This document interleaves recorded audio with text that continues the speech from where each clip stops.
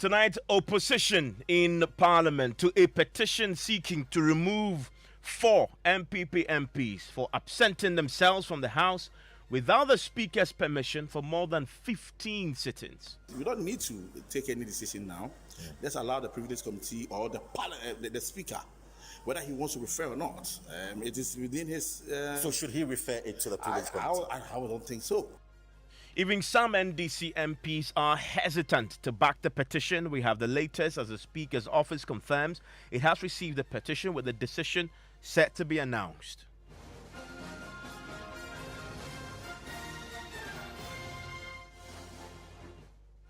This is Top Story with Evans Mensah.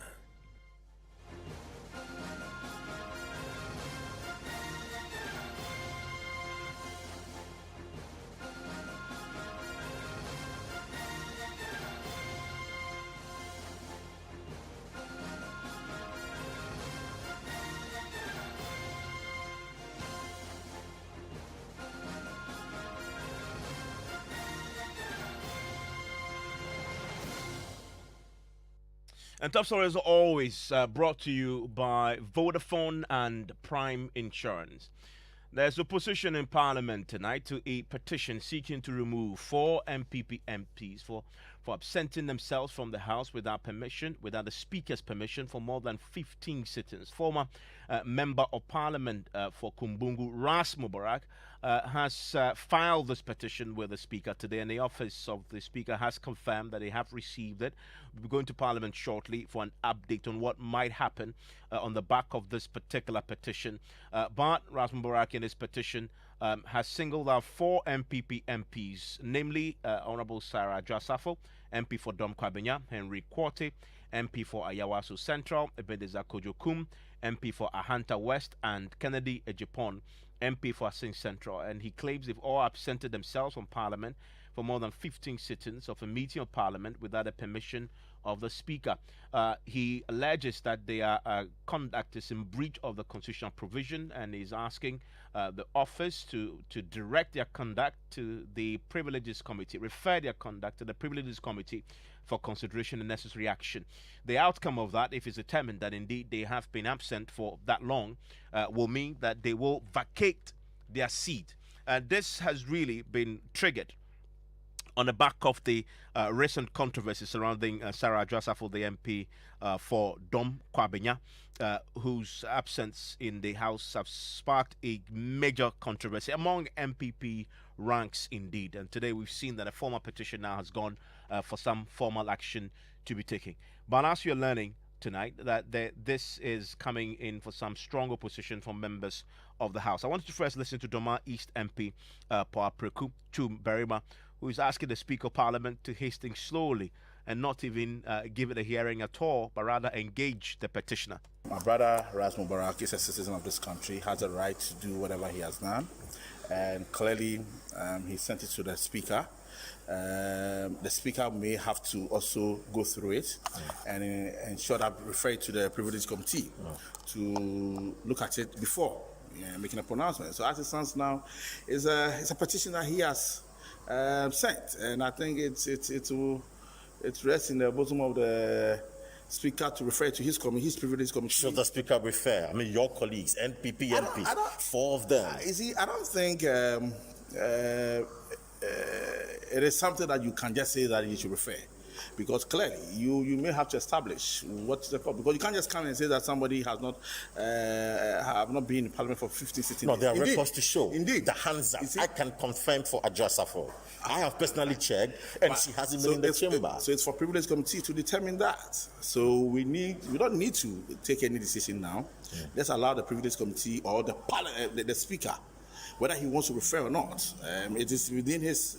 So should he refer it to the Privilege Committee? I don't think so. Why? I would think that he should engage the so-called petitioner and the people that they've mentioned to ascertain certain modalities first, because you said you can confirm.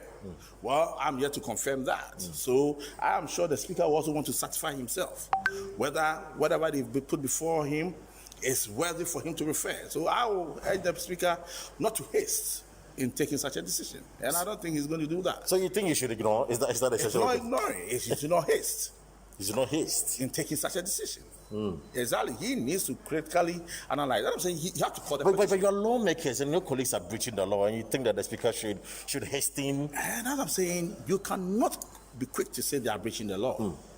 We must establish the fundamental principle before we can say that. So you cannot at this juncture say that whatever my colleague who is from outside trying to tell us what is happening inside, it's accurate. What are your suspicions, sir? I don't have any suspicions. I think they've been here. I've been seeing Honorable Nigel around. I've been seeing Honorable Henry Kotia around. Even yesterday, he was here. So I'm surprised. But the breach is in the past, not now. That's what I'm saying. Clearly, maybe the time that you might thought he was not around, he was here. He might be absent with permission. You don't know. So it will be very unfair for you to send such a petition. But I don't want to criticize that because he is a Ghanaian and he has his right.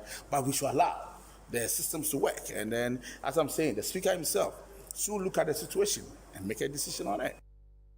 Well, so that's the MPP MP there on the subject. Even among NDC MPs, there is hesitation on whether the speaker should move right now to refer the matter straight up to the Privileges Committee.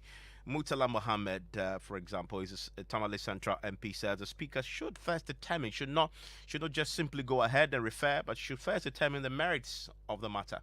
We live in a democracy, and in a democratic space, everybody has the right to express his opinion on issues, more so when they border on constitutionalism, when they border on standing orders of parliament. Standing Order 1617 is very clear as to the number of times members of parliament should absent themselves. Right. And it is also very clear that per the speaker's own statement that our sister Josafo absented herself for a number of days. Today is the 20th day. Yes, where the speaker fell short, and also the MPP have listened to a lot of them. Canada, Japan. The information I'm picking is that he was also absent for 18 days. Yet he was the loudest in the matter of Ajosaf. And I thought that he ought to have pinched himself and say, okay, myself, I'm a victim. Now, you see, we cannot conclude except that Ajosafo appears before any parliamentary committee, in this case, the Privileges Committee. For all you know, she may have reasons why she's absent. Okay. I can't sit here and say that automatically, because she's absent from parliament for this number of days, she forfeits her seat. It's ought to be interrogated. Right. So should the speaker refer the conduct to the... Well, but the petition is about 4 MPP MPs, including Kennedy Japan and Ajosafo, also Kojokum, and then Henry Korte. So the petition is specific. Yes. Refer their conduct to the Privileges Committee. Should that be the case, sir? Well, he has the right to petition. The speaker would determine whether it is meritorious enough for him to take an action in the matter, or whether it is meritorious enough for him to refer the matter to the Privileges Committee. If you look at it on the bare facts that they indeed absented themselves for this number of days in clear violation of the standing orders of Parliament and the Constitution of the Republic of Ghana, if their conduct in any way, violates the standing orders, then one can conclusively say, yes, perhaps the Speaker would adhere to the demand and refer the matter to the Privileges Committee. But what is striking is that the MPP is not interested in triggering, the move for them to be investigated. Because once the matter is referred to the Privileges Committee, they will be invited. Right. Natural justice demands that you need to hear them, you need to listen to them. Assuming Ajosafo comes home and says that, of course, I wanted to come back, but on this said day, per my doctor's advice, I certainly could not have come. And these are evidences. Those evidences ought to be interrogated to ascertain whether they are indeed true. I'm just saying that. But I just made the point that the MPP is not interested in triggering for the investigation of these MPP MPs. What is your suspicion, sir? Well, I don't know. It tells you that these guys are not principled. And that is why when I listened to the first Deputy Speaker on your station in the matter of attempting to violate the Constitution and the standing orders of the House, he is not even showing some humility. He's saying that if he has the opportunity, he will do exactly what he did. And I was happy the way Evans interrogated him, pointed out to him that what we are saying is it will be in clear violation of the standing orders of Parliament and the Constitution. Yet he doubled down. I'm saying that they are not principled. A principled political party would not come and hail others for chastising another member when they know too well that Kennedy Ajapon is a victim of same crime, is also culpable of the same crime. He was the loudest in the matter of Ajay. Now, finally for me, the speaker has reached the petition has reached the speaker's office, and how soon should he determine the merit of this petition? Because you say that he has to first of all determine it before he proceeds to whether refer the conduct to the privilege committee or not. So how soon? Well, I can't tell how soon. Like I say, it's the prerogative of the speaker. Right. And perhaps the speaker would also have to engage, if you like, the leadership.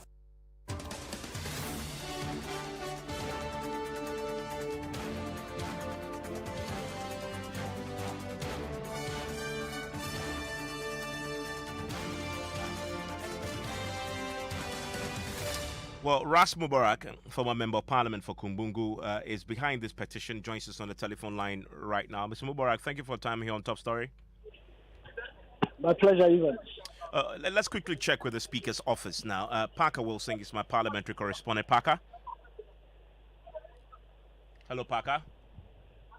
Okay, we don't have Parker yet. We'll get Parker to check in with us very quickly because he's been checking at the Speaker's office on this very matter. But Ras Mubarak, you just heard there the both MPs from one NDC and MPP side. There is clear hesitation, among these MPs. In fact, on the side of the MPP MP, very emphatically that the Speaker should not go ahead with it. But what's your reaction to that? Well, Ivan, that is what is wrong with our democracy. You see incidences like this, and it actually erodes confidence in Parliament as an institution. You know, we have a situation where 4 members of Parliament, evidently may have violated the provisions of the Constitution, and you have elected representatives for partisan reasons claiming that the Speaker should not entertain, the petition. People like that are the reason why there is a collapse of trust, are the reason why in the Afro Barometer survey recently, it ranked Parliament as one of the 10 most corrupt institutions after the police and the judiciary. And if that particular MP is minded, he should be worried, rather, about helping clean up the sunken reputation of Parliament. He should be helping to restore confidence in Parliament as an institution to deal with some of these things. You can't have an institution that makes laws and then you have members of Parliament flagrantly, refusing to adhere to the laws of our Constitution. I mean, if the MPs are not upholding the law, do you expect the fed up man or woman in the street to uphold the law? Stay with me. I'll come to the rest of that. But let me quickly check with Parker. Hello, Parker. Hello, Parker. Let's bring in Parker. Parker, can you hear me? Yes, Evans, I can hear you. Parker, you checked with the Speaker's office. They've received this petition? Yes, Evans, I have checked with the Speaker's office and my sources there.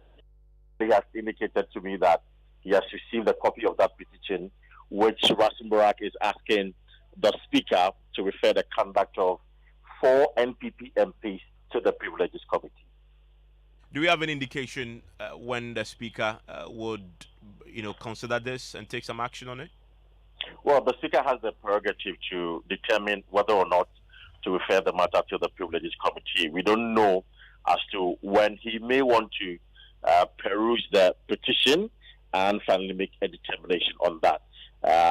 Since it's pressing, in fact, some of the NPP and NDC MPs I spoke to earlier today have cautioned the Speaker to hasten slowly and perhaps engage the 4 absentee MPs before making any kind of determination. So they are expecting that the Speaker will take his time to go through the petition and finally make a determination on the matter.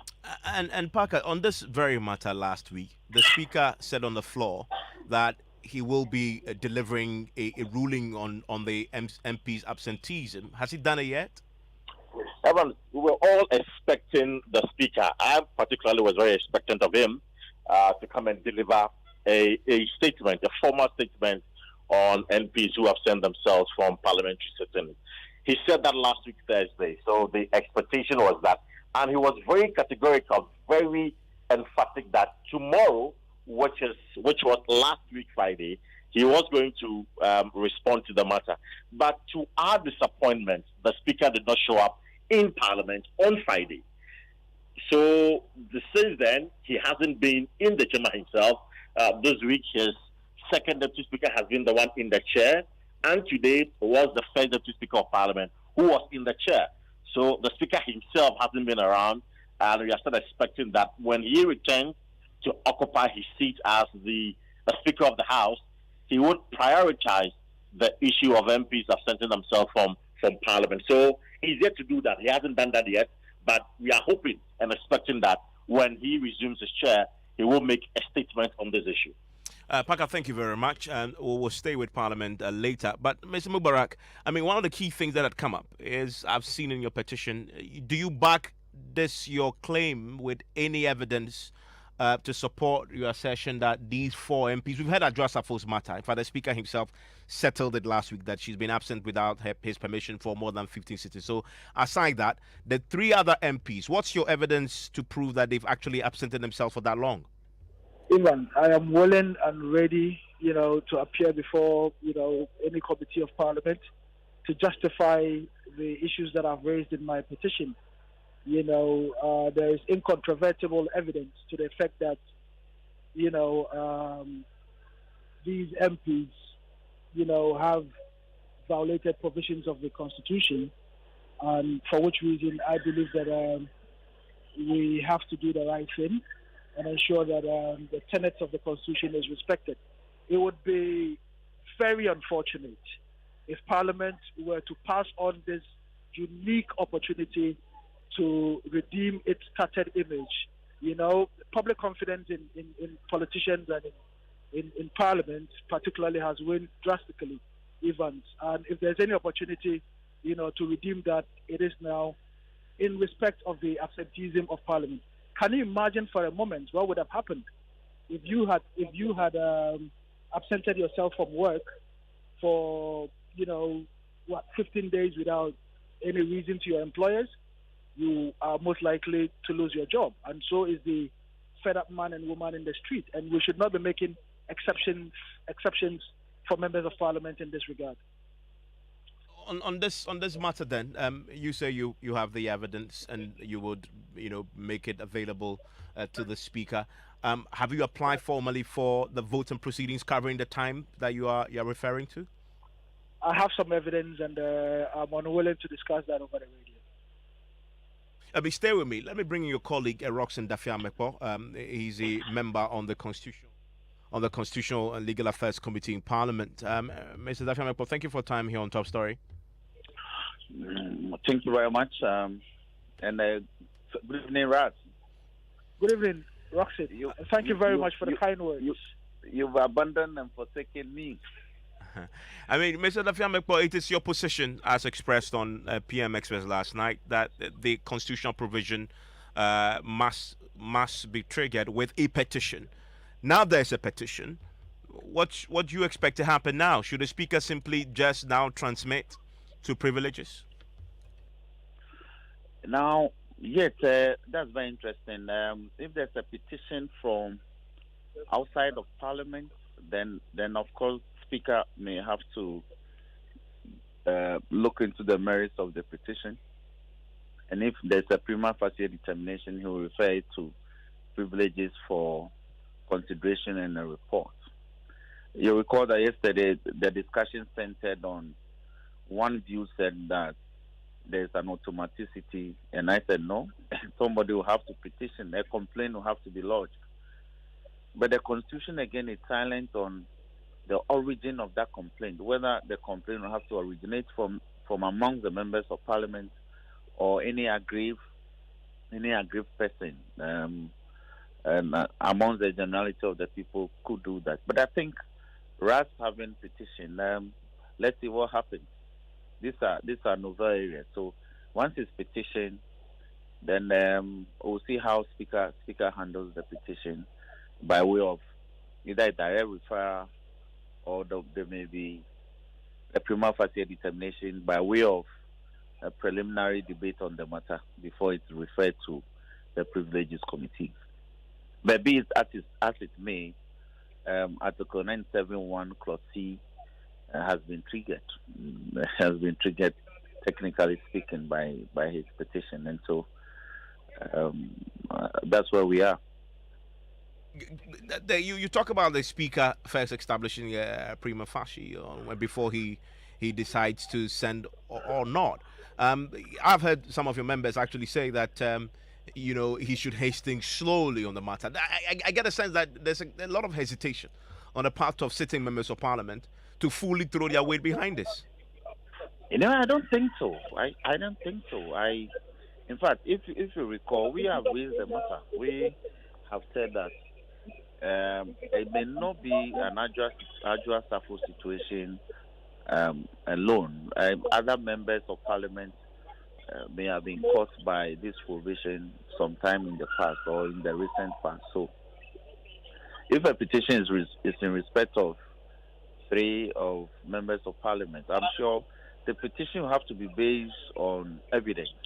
The evidence will be votes and proceedings of the House taken at every single sitting of the House for 15 days, And I think the 15 days to the Constitution is silent. Whether 15 continuous days or just 15 days in a meeting. So these are very technical areas in terms of constitutional interpretation. Is it 15 sitting days consecutively, or 15 sitting days intermittently?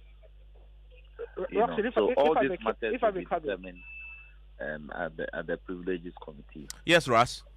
Yes, it actually says 15 sittings in a meeting of Parliament. And yes. As my brother Roxin may be aware, sessions of Parliament are divided into meetings. So yes. Obviously, if you miss 15 days or 15 sittings rather, without the permission of the Speaker, it gets triggered. The exciting thing, or the interesting thing, is that neither the Constitution nor the standing orders of Parliament is clear as to who can, bring forward a petition, and also as to what should happen after the deliberation of the Privileges Committee. I am of the view that if the Privileges Committee finishes its deliberation, it does not have to come to plenary.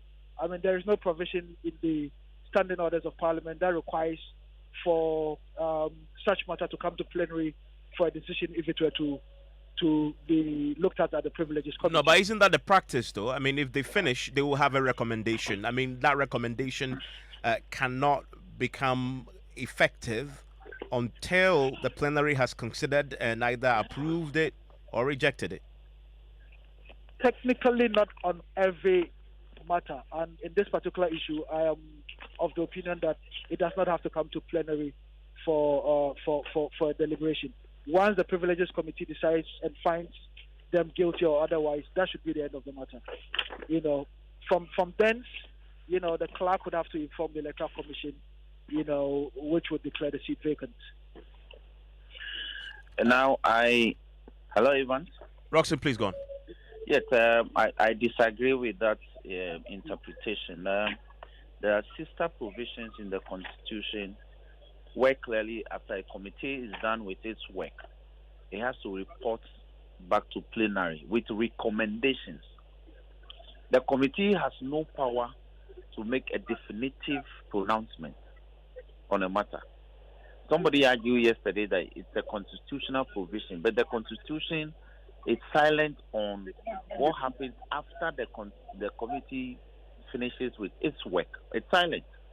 So others are assuming that because there's no provision that it should refer the report, it should submit the report to plenary for that to be considered by the entire House. But that has been the procedure.